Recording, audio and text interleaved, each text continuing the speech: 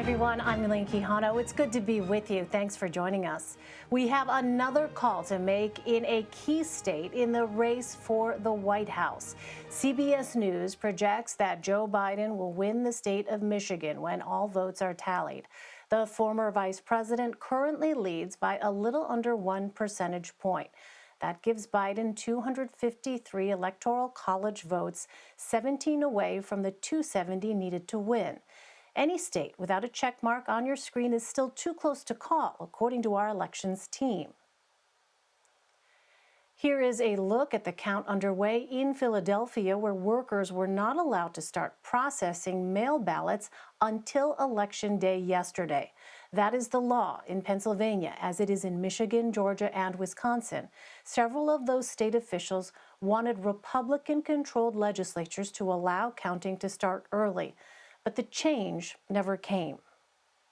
Overnight, President Trump falsely claimed victory, even though millions of votes had yet to be tallied in several battleground states.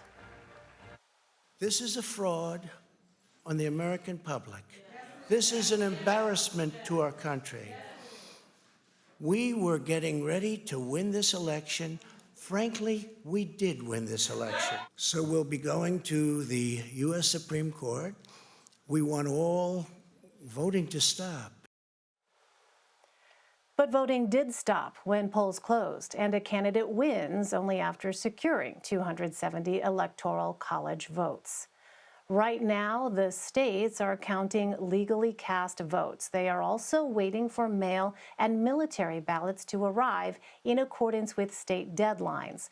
The president's message is a continuation of his years-long claim that America's electoral process is inherently fraudulent.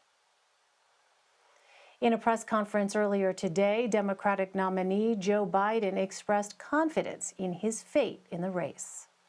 After a long night of counting, it's clear that we're winning enough states to reach 270 electoral votes needed to win the presidency. I'm not here to declare that we've won, but I am here to report when the count is finished, we believe we will be the winners. Nikole, Killion, Caitlin Huey-Burns, and Eugene Scott join me now.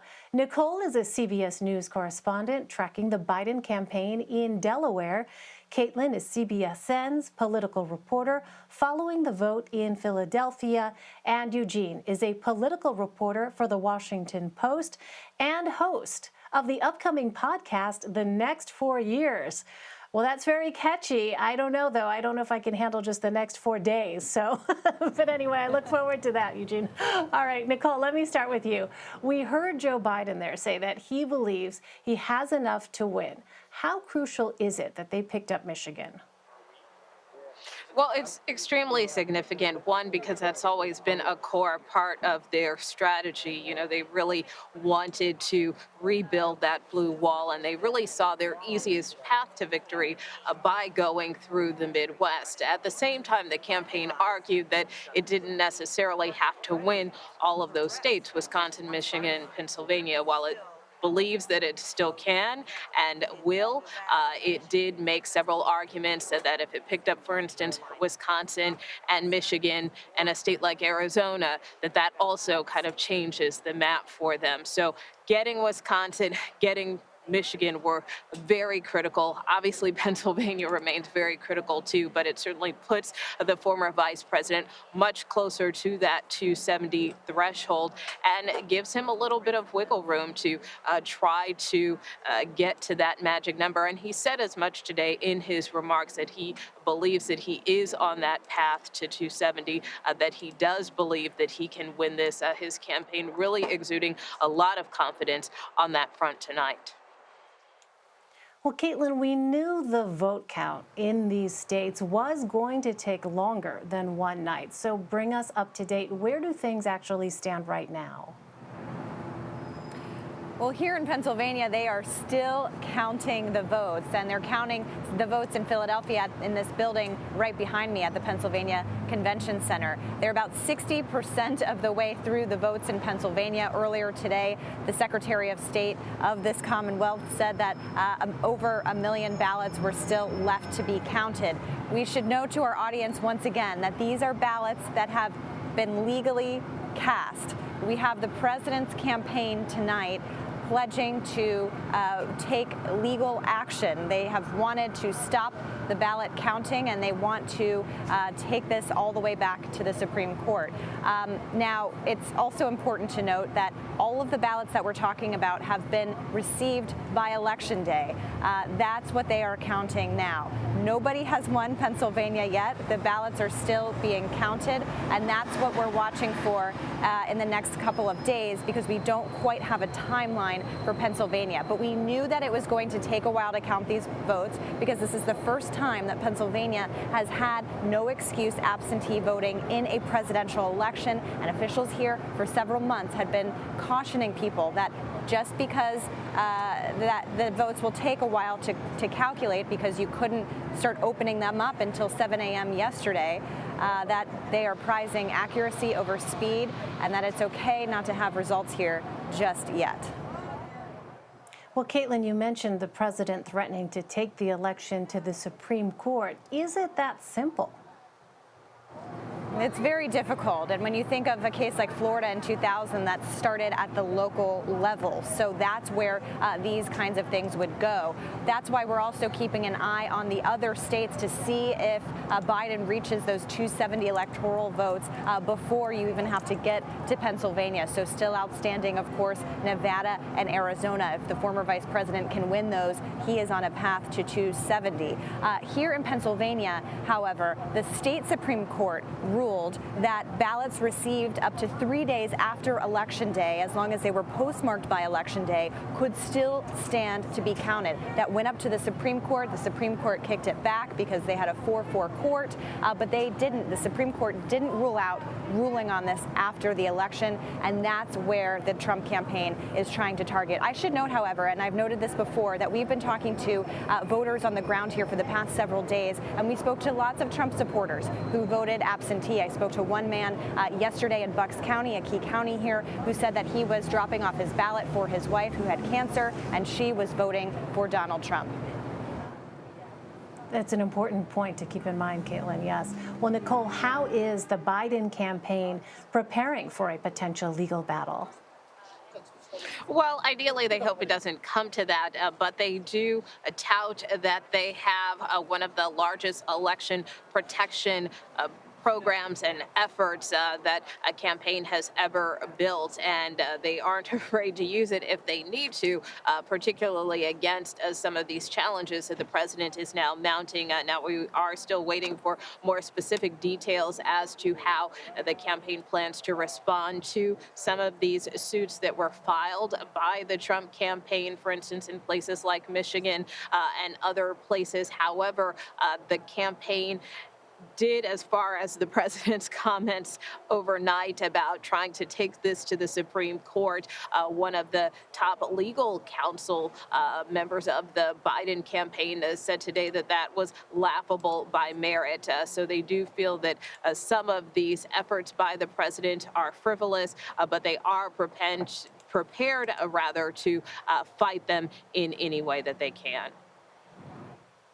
Well, Eugene, in your latest analysis piece, you took a dive into what the election results so far tell us about the Latino vote, and you wrote that it did not turn out the way many expected. Why?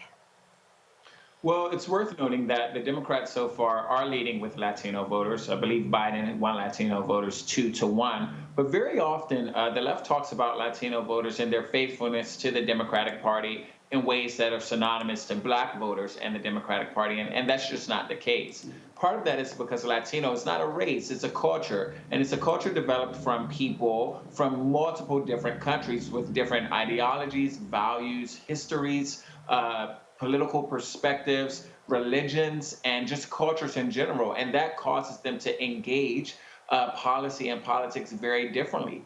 And so there are some Latino Americans, for example, Cuban Americans or Colombian Americans or Venezuelan Americans who tend to be more conservative than some Mexican Americans and Puerto Ricans and Dominicans. And so that is why you see states like Florida go for Trump, despite people noting that it has such a large Latino population.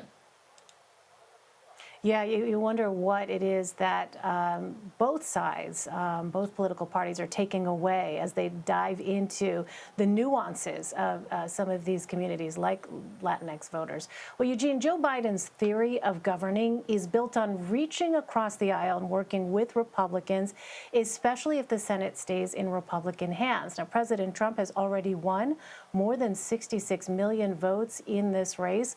Regardless of who wins the White House, what impact is President Trump having on the Republican Party's identity and future? Well, we know the Republican Party is pretty much Trump's party. I mean, there was no official platform this year for the GOP at their convention. The platform was Trump. And so whether or not Trump could still maintain that level of influence over Republican lawmakers remains to be seen. There's an argument to be made that he likely can because most Republican voters the individuals who elect Republican lawmakers also support Trump. And so his influence, even if he's out of office, will loom heavy. But the reality is that Joe Biden won in part and got a lead very early on by making the argument that he could win the support of Republican lawmakers because of his history of working with them in the past. Well, Caitlin, let's talk about the Postal Service. It ignored a federal judge's order to sweep processing plants for mail ballots. This was after more than 300,000 scanned ballots could not be traced.